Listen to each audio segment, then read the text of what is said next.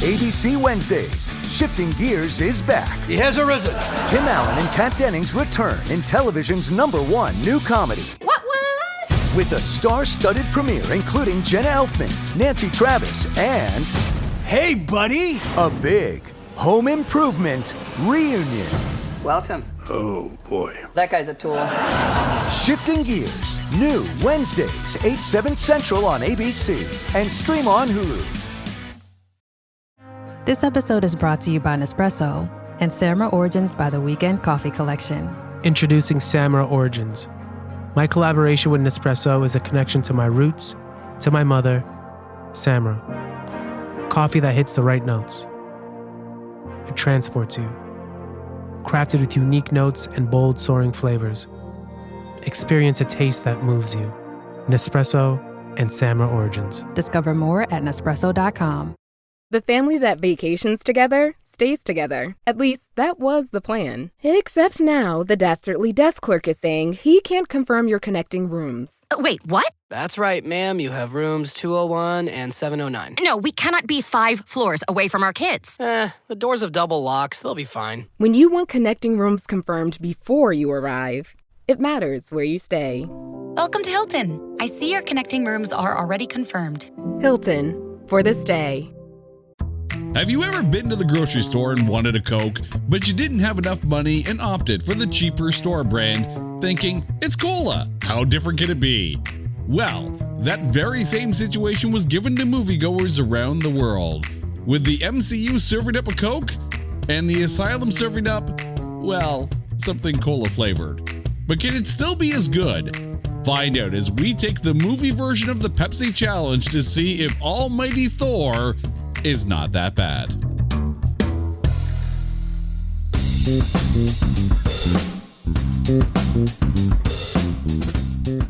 Welcome one and all to It's Not That Bad, the podcast that looks for A grades in B movies. Hello to all of our listeners in London, England, and around the world. How the heck are you guys doing? All right, we are in the middle of Mocktober, and dear listeners, oh dear listeners, you stuck around after episode 200 dropped. Well, now we're episode number 201, getting back onto the Mocktober train that we do so well here. And we're tackling a movie that took all the super out of superhero, and yeah, I am going to apologize right now to all mythology students around the world, because what we're going to talk about took all of your textbooks and took a big old dump on them. We're talking about Almighty Thor, and here to discuss this mockbuster, Carson Alcombe is back on the show. Carson, how you doing, man? I'm so ready to talk about hammers. You have absolutely no idea. This is the highlight of my week. Talk hammers or get hammered, one of the two. I'll let you decide. Well, if Carson starts slurring mid-show, then we know what was in the drink. But, I mean, 100%. You've come back for more. You've come back to Mocktober willingly and of your own accord, even after I told you what movie we're watching. So, A, are you becoming a fan of mockbusters? And B, how does this rank as far as Asylum films go for you? To answer the first question, they do have a spot in my heart now. Like, I think after the amount I've seen and listened to, there's definitely a little space right in my heart that's set for these types of movies. And I really can't complain about it, because every time you bring one up, it's not like I'm sitting here being like, absolutely not, like, kick rocks, go find someone else, which means I got to like them somewhat of a decent amount. So no, it's always a fun time to do it regardless, especially to take it in through this like lens and kind of diagnose it from that sense. You got to appreciate it. But you know what? It doesn't make it any less of a struggle. That I will say. I mean, here's the thing. Anytime we tackle a movie from the Asylum, we know we're going in with maybe lowered expectations, and sometimes the goofier or quote unquote worse the film is, it kind of makes it a little bit more fun. There's something about going into a film and you know it's not going to be good. So you just kind of along for the ride. I mean, there's a reason why Mystery Science Theater 3000 has lasted as long as it did. I'm going to ask you, because I know my lovely wife Carrie and I, we sat down, we watched this film, and maybe we started making a little bit of fun of it while we were watching. Very MSTK 3000 kind of thing. When you're watching these films, do you find it hard to not sit there and start screaming at the TV for the things that's in the script? It's really weird because it kind of goes in phases for me, where there's moments where I'm just like, come on, guys. Like, I get the budget wasn't big. I get this isn't an insane kind of movie that's designated for theatrical release and so on and so forth. But there is an extent of like acceptance. Like, you know, when your dad used to say to you, like, I'm not mad, I'm just disappointed. Like that's more of the tonal shift, I feel like, when I get down that train of thought. But once you bring yourself back to understanding what it is and what you're sitting through, that's when I enjoy it the most. All right. Well, we're about to go down Almighty Thor Road for yet another trip into October. But before we do, it is time to take this Asylum serving and trailerize it. In an isolated forest somewhere in LA, a handful of people will wrap their feet in Timu Uggs and LARP around, pretending they've read a book on Norse mythology. Cody Deal stars as Thor, but don't expect this god of blunder to be able to wield the power of Mjolnir. Instead, he'll find himself being babysat by Yarnsaksa, who must help this dim-witted demigod defeat the god of trickery Loki. Along the way, he'll learn the art of yelling commands at walls, journey through plastic palm fronds to the bonsai of life, and attempt to become proficient in firearms, because nothing screams Norse god like rockin' a Glock.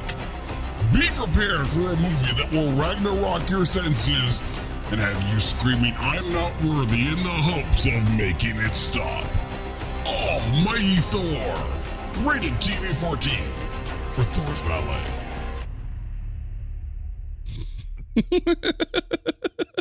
It's been too long since I've heard a trailerized moment, and I'm not gonna lie, I needed that in my life. I will admit, I have way too much fun rating these.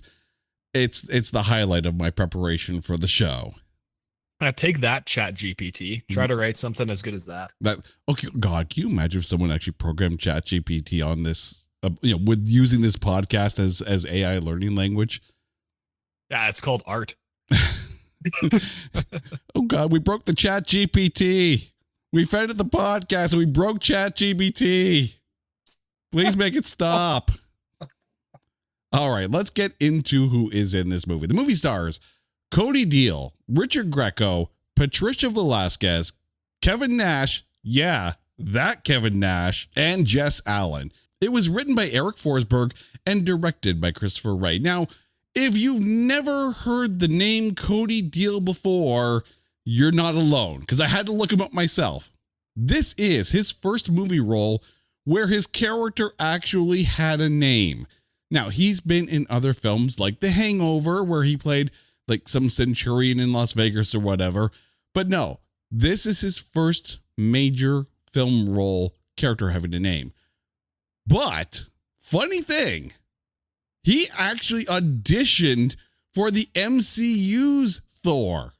Clearly he didn't get it because he's not Chris Hemsworth. But yeah, he auditioned for Thor, didn't get it, and then became Almighty Thor. The film had a budget of $200,000 and of course was released to TV networks, so there is no box office. But the reason why we are here in the middle of October are the critics. Over at Rotten Tomatoes, this film has no tomatometer because the critics are scared from the giant rock attached to a stick. But the popcorn meter sits at a very low 10%. 10 from the audience. You know it's not good when the audience turns on you at Rotten Tomatoes.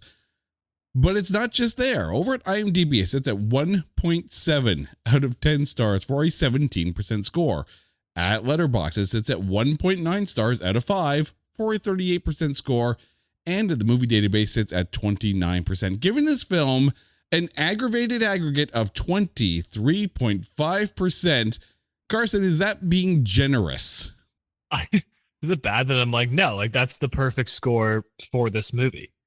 Like heading into it, I feel like as an Asylum film, you're just like, yeah, like it's going to be under. I'll be generous and say 25%. I think that's probably being a little generous, but I don't know. I had a good time. Like I feel like I've done this long enough, and you and I talked before the recording started. But like I don't know, I've done this enough that I'm like, once you set your sight on what the expectation is, changes the entire way you look at the movie.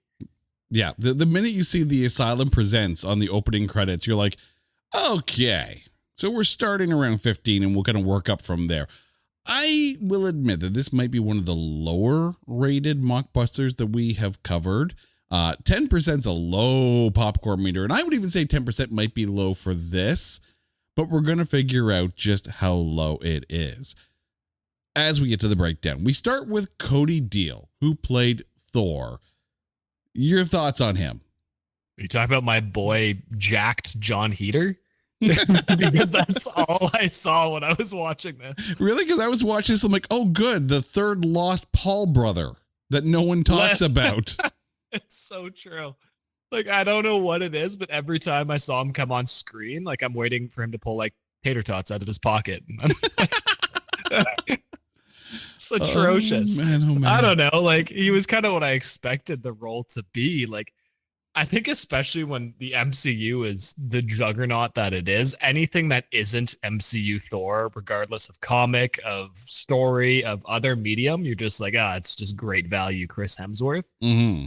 But like the one thing I will respect, and I wrote this down too, is there's a lot of absolutely abysmal CGI and graphics work in this movie. But I will say, when the film started, they made him look a lot, like with due respect to the costume department, they made him look a lot more skinny and lanky and like frail when he's with his dad and brother than they did in the back half.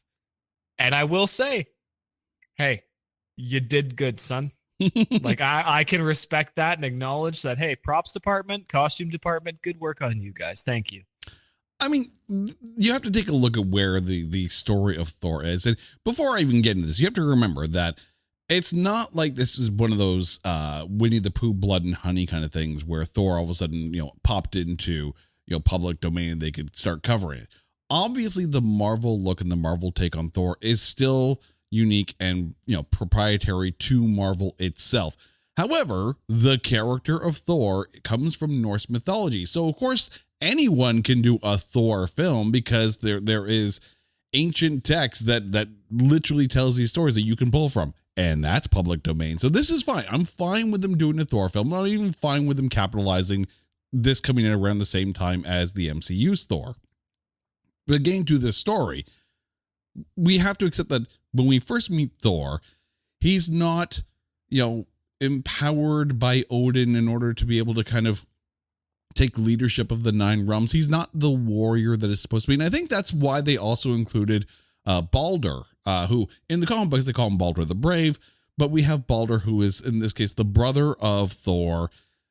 It gives us that brotherly dynamic. So you allow our Thor to be diminished in the, I guess, Norse god power structure of things. Yeah. And I think in those situations, Cody Deal doesn't actually do a bad job.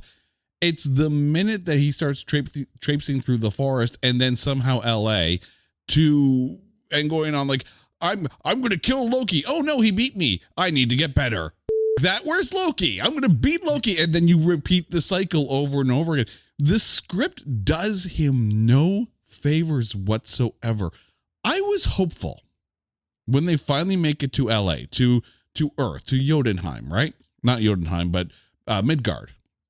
I'm trying to get all my 9 realms here figured out, right? But when they get to Midgard, which is Earth, I was looking forward to this kind of, fish out of water kind of vibe. But instead, he's like hiding out in a warehouse with his girl who's, trying to train him with firearms somehow, because that's going to work on the god of trickery. we didn't see him interact with anyone outside of Yarn-Saxa. This is obviously a budget thing, and I get that. But you're going to put Thor in the middle of LA. Have some fun with it. Like it doesn't take much to take a Norse god and have a little fun. Clearly they're going for just the action film because, the MCU hadn't really set the tone at this point because it's still 2011. We're still only 3 Marvel movies in, right? Iron Man, Incredible Hulk, Iron Man 2. Thor would eventually come around this time, but the level of humor that helps carry the action in the MCU hadn't necessarily been established. We got a little bit of that in Hulk, not much, a little bit of that in Iron Man, but it really became a thing in Thor and other movies afterwards. The Asylum played this way too seriously. And I don't know if that's a good or bad thing, because bad thing, you have a very serious film that doesn't have the gravitas to be serious. Good thing, they didn't try to shoehorn in jokes.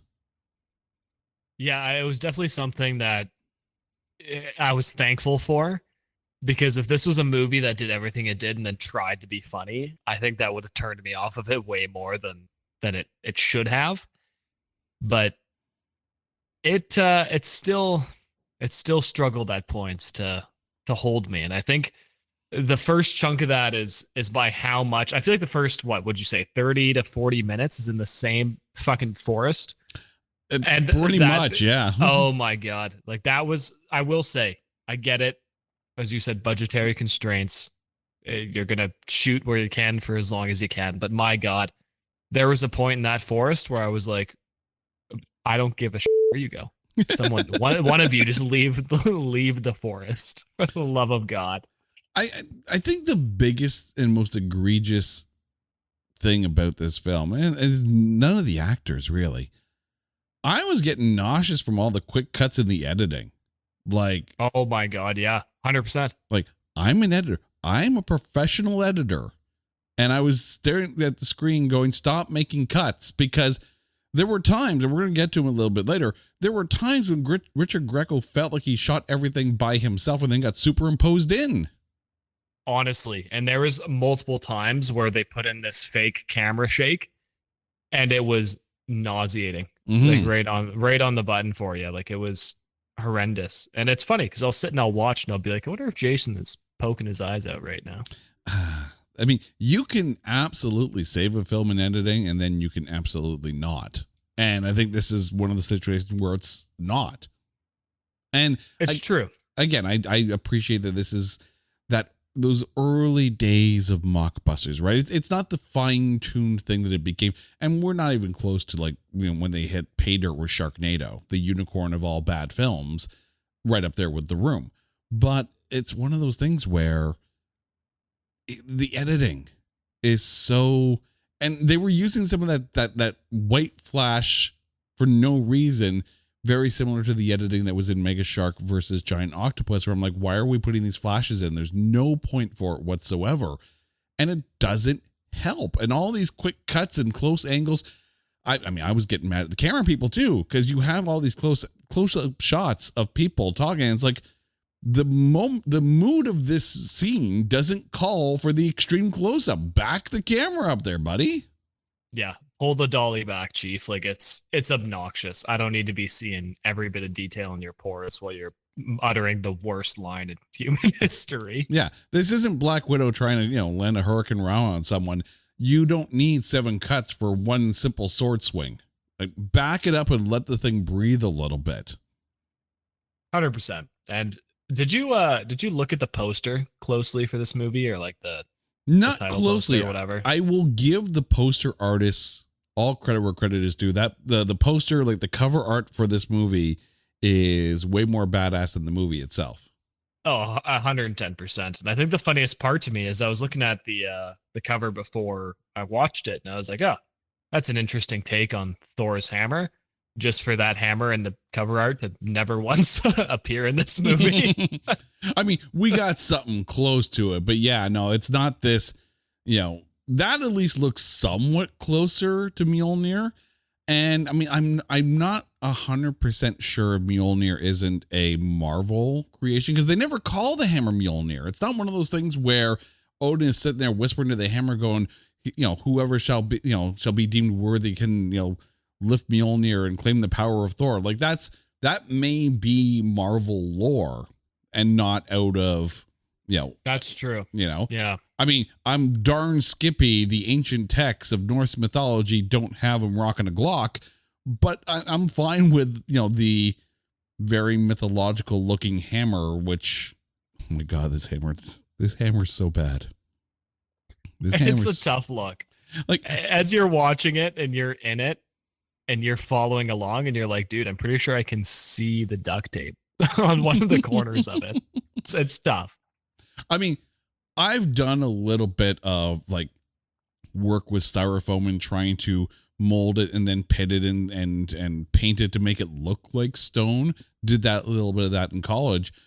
And I'm like, yeah, that's probably a bad styrofoam model that they've got stuck on that stick, because it ain't looking real good. And then of course you get like the metal hammer that he pounds into existence, afterwards. I'm like, looking a little bit better, but still clearly bad movie prop.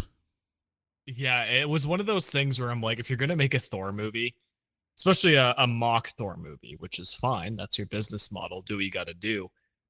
But I feel like the hammer in itself is a character to me. Like when you look at the MCU, is Mjolnir not a character? Oh, absolutely. 100%. So I feel like that's one of the things. And I mean, fair enough to being back filming this in 2011, but I don't know. I think I'd want the hammer to look a little bit better than a U-Haul box taped together and spray painted silver. Yeah, like, again, I'm not quite 100% sure if Mjolnir as a hammer is more Marvel mythology. I'm sure it probably comes from Norse mythology, but I just wonder if they want to steer clear for legal reasons from as much Marvel as quite possible. Because I mean, the look of Thor, even though he's got a fur cape, it's more barbarian than it is Asgardian prince, and I'm okay with that. But yeah, I was in the same boat there too, where I was like, the design of Thor himself meant nothing to me going into this. Like, you design him as you see fit, and I will follow along. And honestly, and I'm gonna go back to where I started, being like, hell yeah to the costume department, because out of everyone, best part of this movie, in my opinion. Wish you could become a morning person? You know the type, up before the sun, early morning runs, first one to the office with donuts and a smile. How do they do it? Easy. With the new Galaxy Watch 8, sleep tracking and personalized insights from Samsung Health help you improve so you can wake up to a whole new you. One who, dare I say it, skips the snooze? It's possible. Train your sleep with Galaxy Watch 8. Learn more at Samsung.com. Requires compatible Samsung Galaxy phone, Samsung Health app, and Samsung account. Big news. Sephora is now on Uber Eats. So if you find yourself facing a beauty emergency, like needing a last-minute gift, or you're just out of your favorite mascara, again, don't panic. We got you. Order now and get $10 off on Sephora orders of $50 or more on the Uber Eats app. Order now.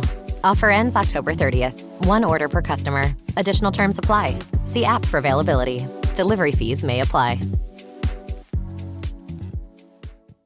Experience a membership that backs what you're building with American Express Business Platinum. Unlock over $3,500 in business and travel value annually with statement credits on select purchases from brands like Dell, Hilton, and Adobe, and other benefits. American Express Business Platinum. There's nothing like it. Based on total potential value of statement credits on select purchases and other benefits, enrollments required, monthly and other limits and terms apply. Learn more at americanexpress.com/business-platinum. Well, let's get to the villain, Richard Grieco, who plays Loki. Your thoughts on him? This is my boy right here in this movie. I'm not going to lie to you. He was on screen, and I'm like, at least I'm engaged. I don't know what it is about his face, but I'm just like, yeah, I'm with you. Let's see what you're going to f up. I want to know. And that was kind of the surface level angle of his character arc for me. Yeah. I mean, you have to remember, too, that they're filming this around the same time as they're finishing post-production for the actual Thor movie. So we've never actually seen Tom Hiddleston's take on Loki at this point. So there's no template for the definitive look of what we've come to know as Loki, which I still can't wrap my head around the fact that Tom Hiddleston actually auditioned to be Thor, because I can't picture anyone else in that role as Loki. But we actually did have a version of Loki on the screen that came out before, and I think Richard Grieco took the right path into following what he did, because I'm talking the son of the mask, Alan Cumming, was Loki in that film, and we've covered that movie on this show, and I wish we didn't. But if all of these kind of heroic type films live and die by how good your villain is, I don't hate what Richard Grieco brought to this. Neither do I. I was in the exact same boat where I was watching it, and every time he came on screen, I was like, well, at least I know that like I'm more prominently engaged. And I think that's a pretty good sign that you're carrying something, especially in this type of movie. Mm-hmm. I mean, he's not. There are moments here where he is the god of trickery, and that's fine. Like, they didn't lean too much into it. It didn't, we're not dealing with maniacal laughter all the way through. He's not trying to Joker his way through this, which thank God, right? It's a much more malevolent kind of Loki, even though we do get to some of the trickery a little bit later on. And again, the biggest problem with Loki in this is the way that those fight scenes, especially that fight scene with Odin. Like, I'm watching this, and it felt like Richard Grieco was sick on filming day, and then they brought him out to a forest or green screened him and put him in there, because it didn't look like he was there at the time. No, it's like, hey, Rich, do you mind spinning around a few times and, javeling in your spear? I don't even know what you'd call it. I don't know, a sword, whatever, his wand. Yeah. Like, it very much, I get it. It felt like he was just superimposed onto whatever scene was going on. And you could argue that happens a lot throughout the movie whenever he's with someone. And I can't tell if it's just poor camera work or if it's poor editing work or both. I don't know. I mean, clearly they put some kind of makeup on him or whatever for, the aesthetic that they were looking for. It was really, really weird, of course, when they went to, LA and everything, like, they put the blue filter on. It's like they didn't white balance their camera through the entire thing. There's just a color grade on Los Angeles. I'm like, do they want everything to feel like night? Because and it's going to sound terrible, but it's like when, like, in an early 2000s movie, when like a army group goes to like some place in the Middle East, and all of a sudden everything has that like yellow red hinge on it, and they're just like, yes, this is what this is. Yeah. And it was the exact same thing just in LA. They're like, oh, LA, depressing city, blue, good luck. Yeah. But I mean, like, if they're trying to pass off everything as being nighttime, well, then maybe don't shoot during the day. And again, I recognize you're filming on a budget, you're making use of the daylight. Okay, whatever, all good. But I mean, maybe not. Maybe rent a light. I'm just saying.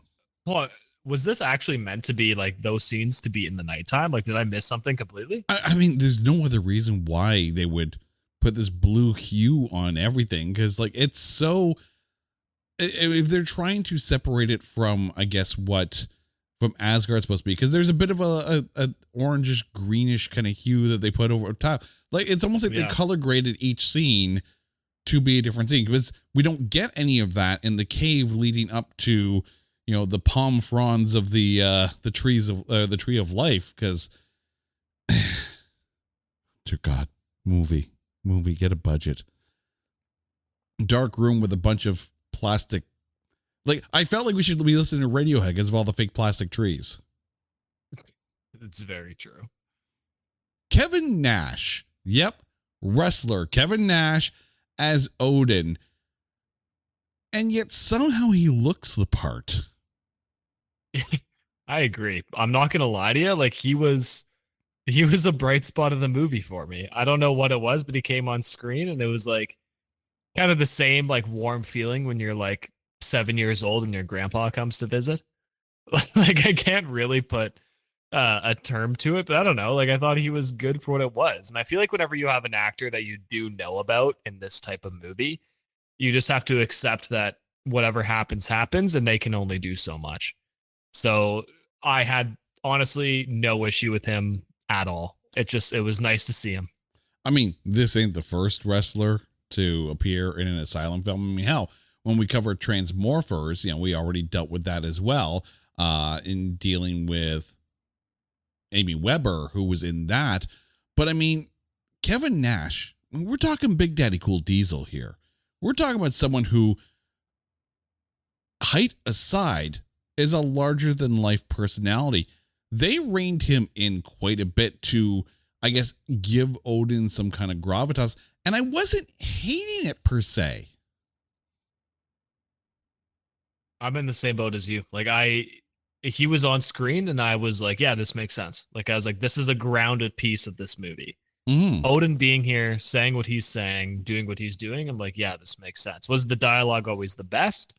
No, but I'm not expecting it to be. But every time he was there, I just felt a little bit more settled, if that makes sense. Yeah. My only complaint with Odin, and again, this is on a script perspective, so this has nothing to do with any of the acting in this, is that at no point until like the death scene are we given any inclination to Odin's hope that Thor will finally, for lack of a better term, God up and be able to take on the responsibility that he needs to take on. We don't have that. We have a little bit of Odin basically having Baldur take the lead because Thor's too precious to put out, in the advanced attack or whatever. But I want to go back to Conan the Barbarian. And I'm not talking about the original. I'm talking about the Jason Momoa remake. The level of care, compassion, and wanting to help cultivate Conan through tough love, but still love there. The connection between Ron Perlman and young Conan in that is what was needed here. Odin should be, trying to help cultivate Thor to become the God of Thunder, to become the man that he's going to be, the God that he's going to be.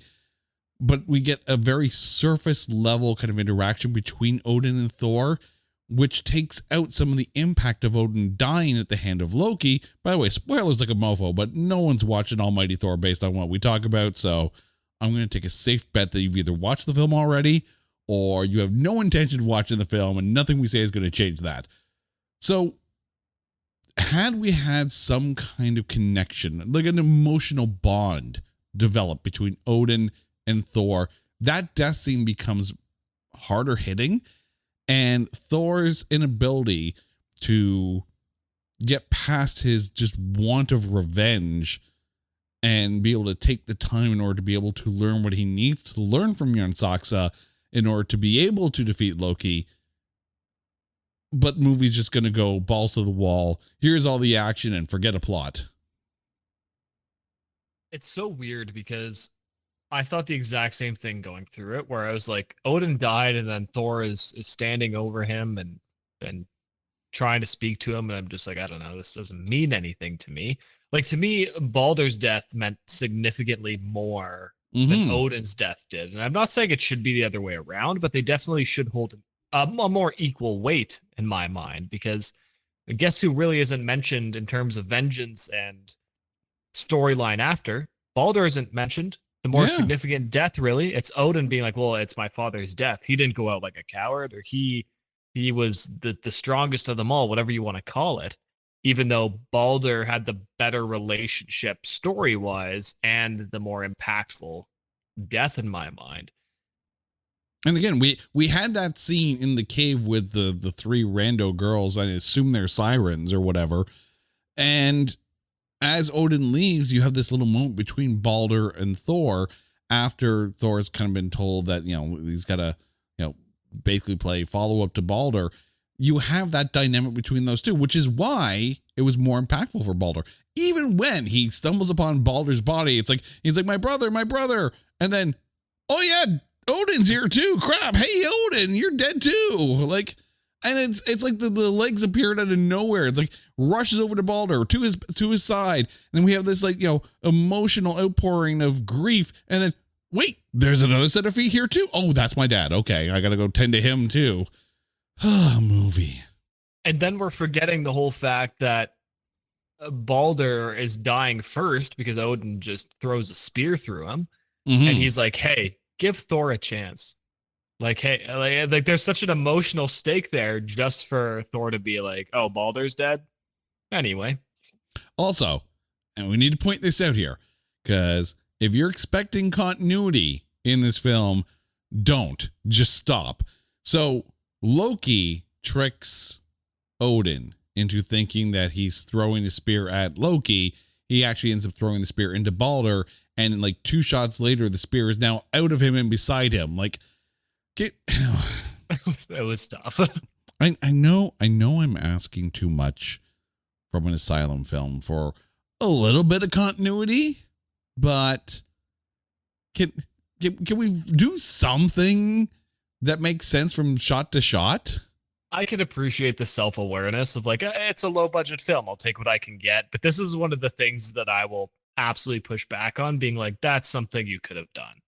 You could have legitimately found a way to splice that together way better than you did. Yeah. Like, it was possible.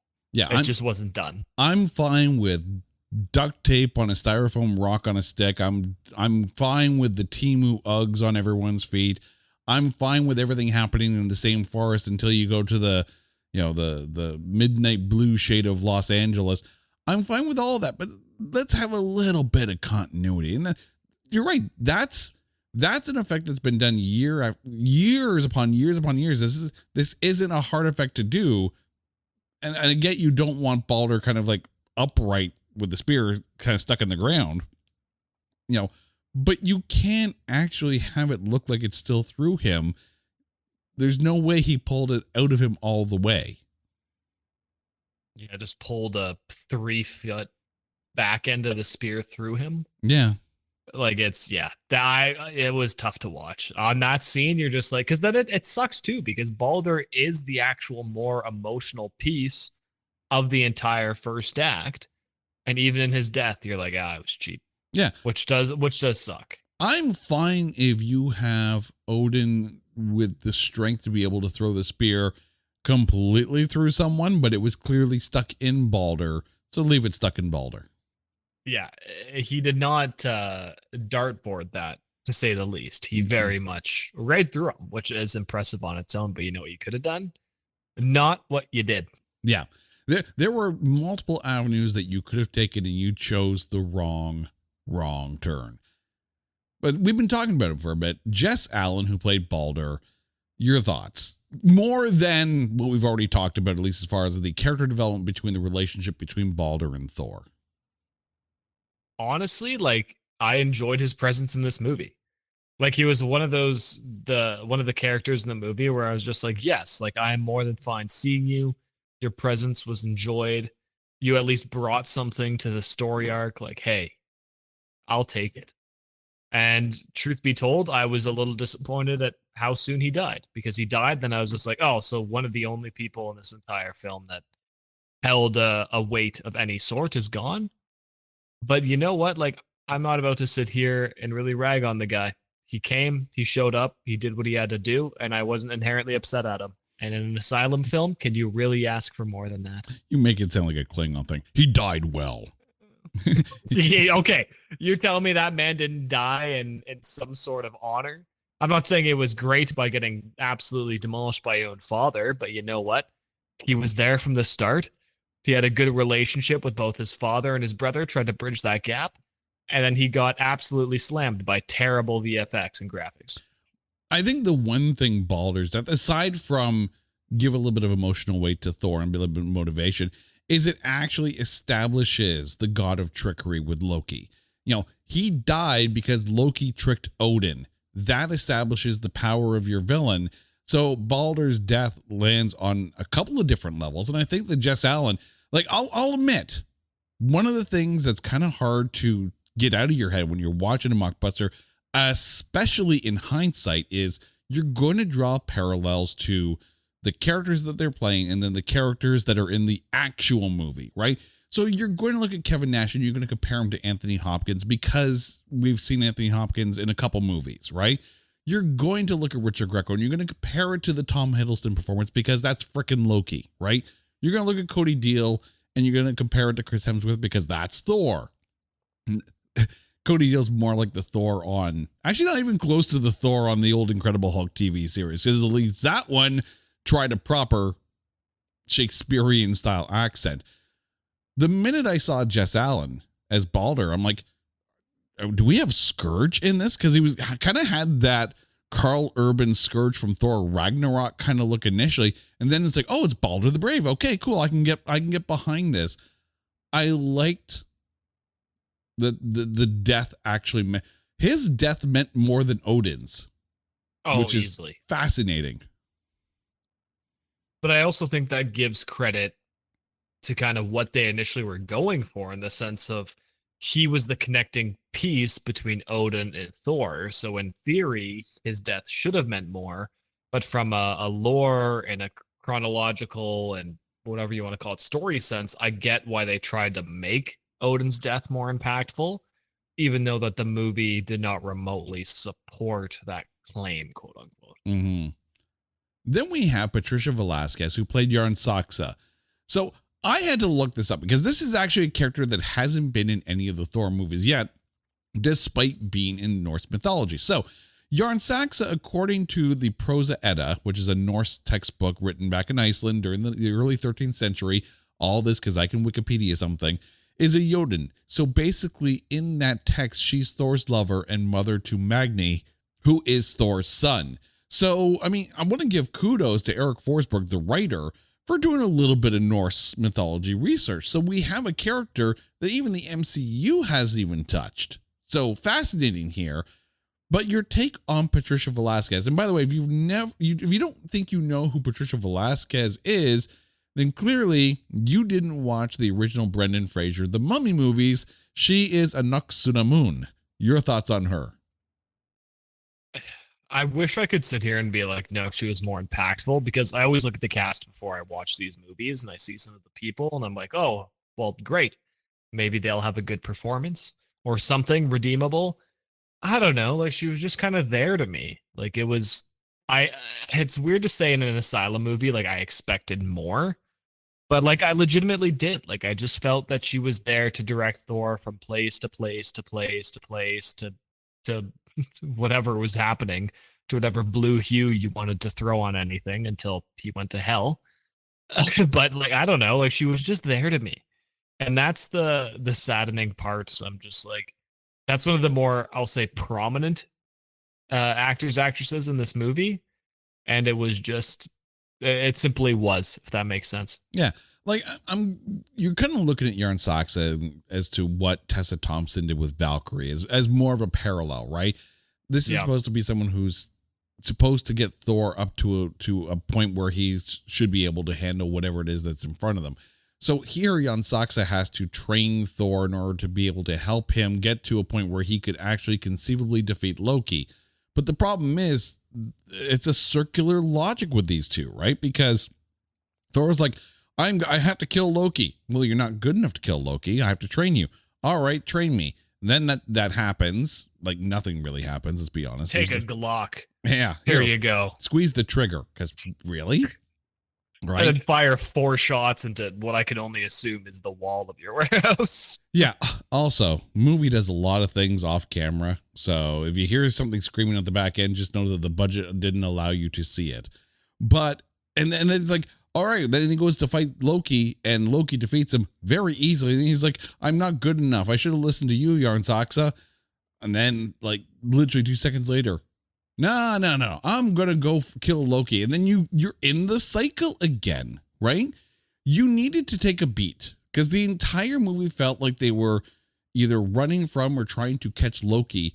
You need to take a beat. You need to develop these two, because then all of a sudden it's like, I love you, Yarn Saksa. Like, what? Where did this come from? I mean, yes, I get it. It comes from Norse mythology. It comes from an ancient textbook. Fine, cool. But you don't develop it. It's the example that we've all learned in second grade reading, where it's like show, don't tell. Mm-hmm. Like that's all I needed. And I think the toughest part for me in that sense is that it's not like you didn't have the time. Out of any character that interacted with Thor, she had, I would say, 3/4 of the screen time. So you can't convince me that there wasn't something that you could have done there. At some point, with all due respect to the Asylum movie genre, as what I'm going to classify it as, you can 110% be like, you could just write it a little better. Mm-hmm. I mean, like even getting to LA, right? And we get to her little hideout warehouse kind of thing. Okay, this is where she should be kind of in command, in charge, right? And even the whole like, well, yeah, you have to dress like the Midgardians. Okay, fine. And then they put on a sweater and then they proceed to take the sweater off like in the next scene because, you know, screw blending in kind of thing. You needed to develop that moment where Jan Sachs is trying to train Thor. Like this was where the movie was so convoluted and complicated, right? Take a break from Loki, right? I get Richard Greco's good. He's a decent Loki in this. Take a break, right? Let's even bring it back to the forest, right? Let's have some training montages, you know, where he's working with swords or working with the staff or doing something. I think what came to my mind is that, and this is a terrible connection to make, and if you're Disney, please listen to this. I was like, oh, it's how like Rey was trained in Star Wars, the sequel trilogy. Or it's just like, oh, I'm not going to see any of it, but I'm just going to assume that it was done, which is an absolutely atrocious way of doing things. And I get it. This isn't a 3-movie trilogy, but for the love of God, like, it's not like you didn't have the time because you were in that forest for what felt like 3 hours, for the love of God. Like, I just asked for a little bit more of an in-depth connection between the love interest / educator and the main character. So yeah, but we don't even have, because we don't get that, you know, we need a training montage. It sounds bad and cheesy, but a training montage would have actually helped this film. You know, you don't need dialogue at that point. You just need music and a couple of dissolves and a couple of, you know, synchronized training sessions kind of thing. And then you could actually develop the love story between Jan Saxa and Thor in that training montage. And it would be cliche as hell, but my expectations are low anyways because it's the Asylum Presents. Exactly, where it's like, if you have your set expectations before the movie even comes out, then why not pander to that audience to an extent? Yeah. The writing's on the wall. Use it. Let's be real. You're not going for an Oscar. You're not going for above 20% on Rotten Tomatoes. Like, you might as well lean into that and at least give us a developmental section that makes sense. Yeah. I mean, it's hard to kind of take a look back at 2011 and, you know, these days, you take a look at the Asylum movie release schedule and you kind of get excited because you want that cheese, you want that bad, right? But you take a look at 2011 and they're clearly trying to make serious films. And even though they know exactly what they're doing, they're trying to make serious films. And okay, fine, then go down the road that you know works. Develop the characters a little bit. And it's not like the scene we're asking for would put too much in the budget. We're asking for a simple freaking Karate Kid style training montage. Let them Tai Chi their way through the forest.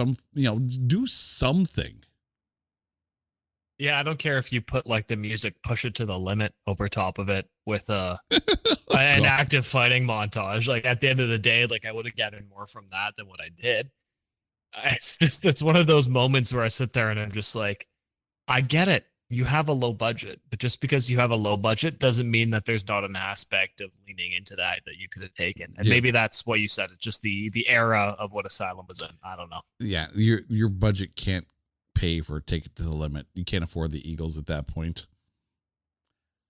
One of the key things when it comes to, especially an earlier Asylum film, is don't expect much from the CGI. And you kind of mentioned it a little bit with like the CGI hellhounds. Is it hard to take the movie seriously when these things are at what they are? I didn't mind the design of the hellhounds. They didn't look horrible. It's just their integration into the scenes themselves. Exactly. And in my notes too, I had, out of everything CGI, the hounds were the best part of it, which is interesting because you expect these 3-4 big dog monster things to just be abhorrently superimposed in. Mm-hmm. But like, I would have taken another 8 hellhounds as opposed to the weird fireballs that Buddy was spewing into the forest. Truth be told. So like, I don't know, like, did they, I feel like in this type of movie, regardless of what is being done, everything's always going to feel a little awkward because of what you have to work with. But in terms of a large scale usage, my issue was not necessarily with them. So I can respect what was done on that front. Yeah.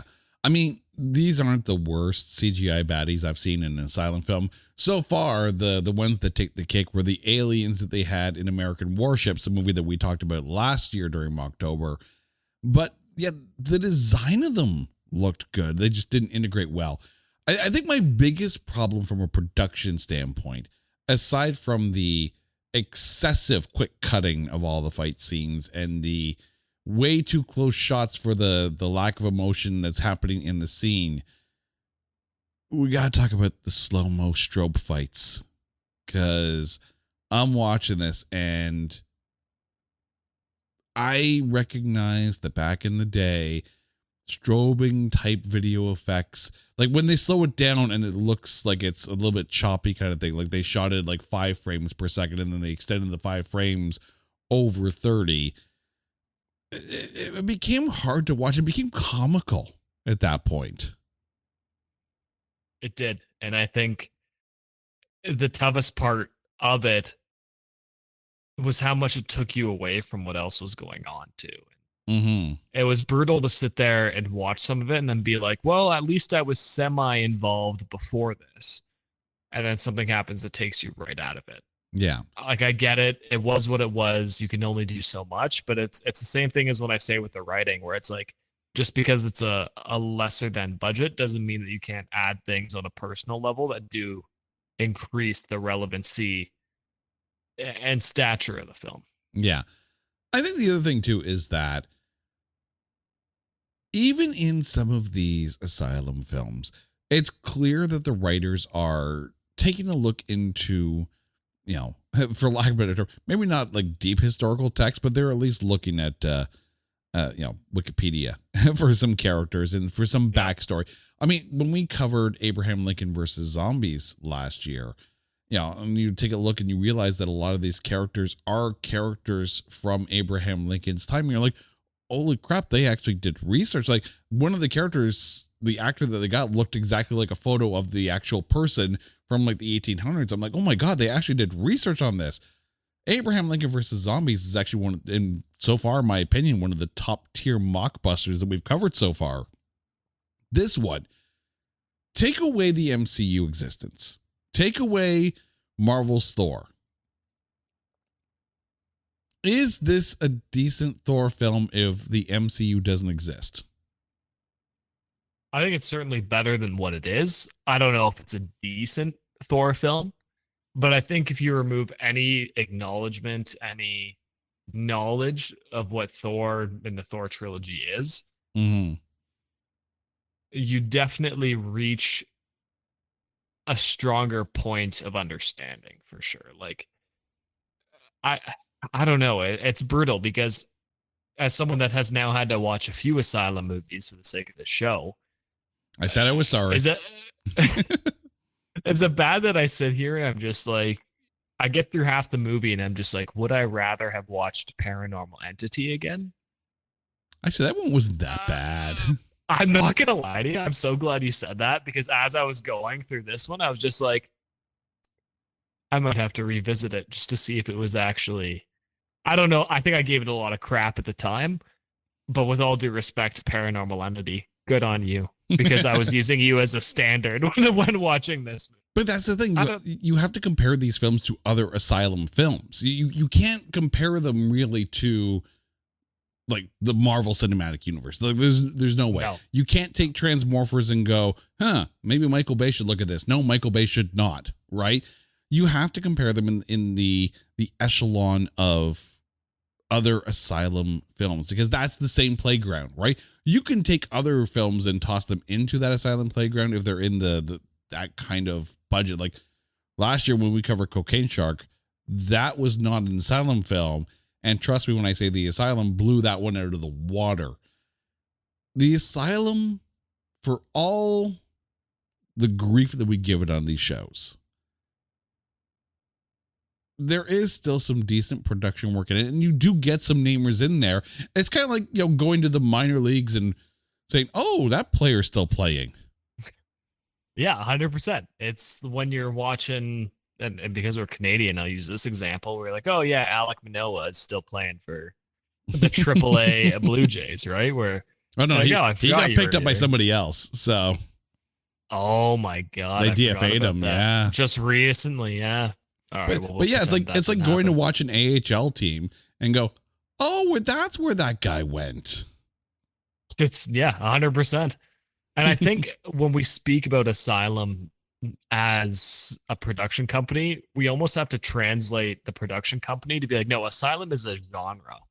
I think it is. Yeah, it very much is, right? And I think that's a lens we really have to change to when watching one of their movies. And to an extent, I think that's okay. Like, it's not like I'm looking for anything else. I know what I'm getting into. I know what the intent was on the business side of it. And regardless of how it may be received or how bad it is, it's still that genre movie. It's the same reason why people watch slashers or why people watch comedies. I'm watching Asylum. And I think that's a very respectable place to kind of sit, especially for our show. Oh, absolutely. And your show, where we watch a decent amount of them compared to the average human being. Over 200 so far, let me tell you. Oh, dear God, you poor soul. I've survived thus far, and I will survive even longer. I do want to say, though, that anyone, and everyone who ever gave Thor Love and Thunder any grief whatsoever, I want you to watch this film. And then I want you to hop online and apologize for all the bad things you said about Thor Love and Thunder, because for all its faults, it's not this. And as far as an Asylum film goes, this gave me pretty much what I expected. A little bit of LARP in the park, a little bit of out of place characters from mythology, and a decent conversation afterwards. But now we get to the key part of this. Carson, your MVP of Almighty Thor. Honestly, like, this was closer than other MVPs we've done. And to me, in the end, it goes to Richard Grieco, simply because at least when he was on screen, regardless of how terrible the CGI was or the special effects, whatever he was doing, I was at least like, there is some gravitas to his role. I will say a close runner-up was Jess Allen, who I did actually enjoy seeing a lot. I just feel like if Jess Allen was in this for twice as much as he was, he probably would have been my MVP, just because his role at least was more grounded. But just from an entertainment perspective, Loki was better to me than John Heater on steroids. Trying to picture that now, and I don't want to picture that.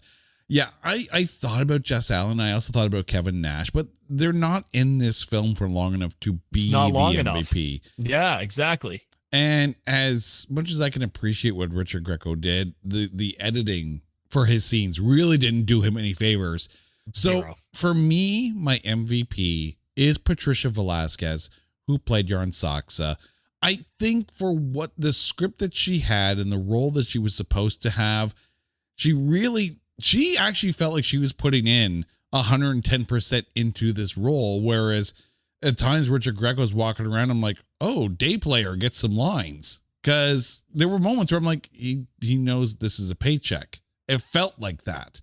Patricia Velasquez, there were times where I'm sitting there going, well, they ever need someone to replace Gal Gadot as Wonder Woman, she actually wouldn't be so bad. Because she had that presence.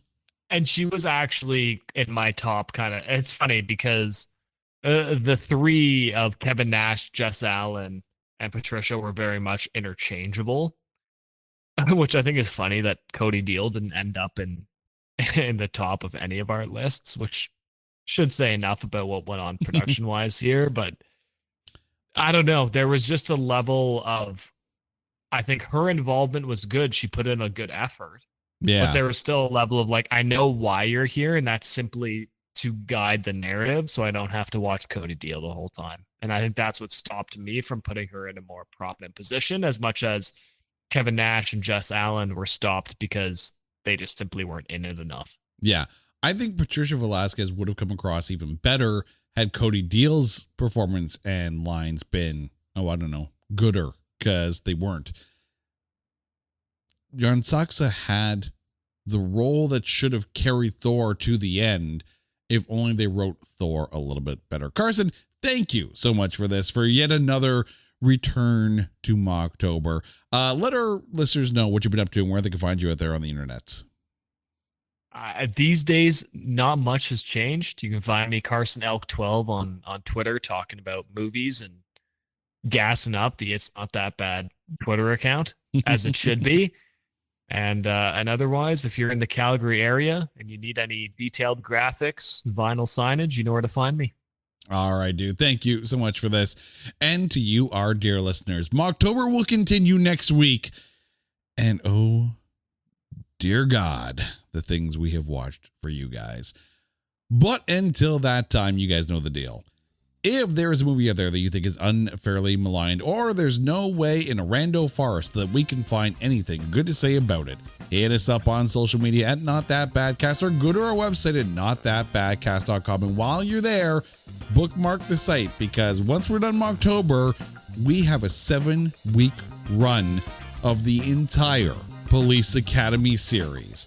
Until next time, he's Carson, I'm Jay. You guys are awesome. This is It's Not That Bad, a proud member of the Pantheon Podcast Network. Take care.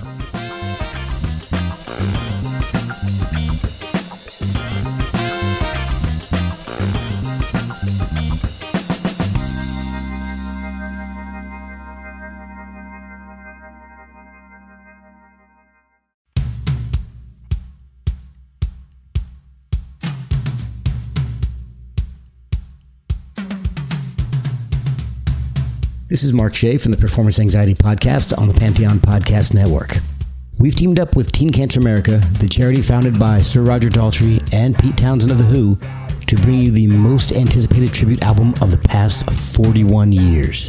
The Majesty of Rock is 35 of the best Spinal Tap cover songs you'll ever hear.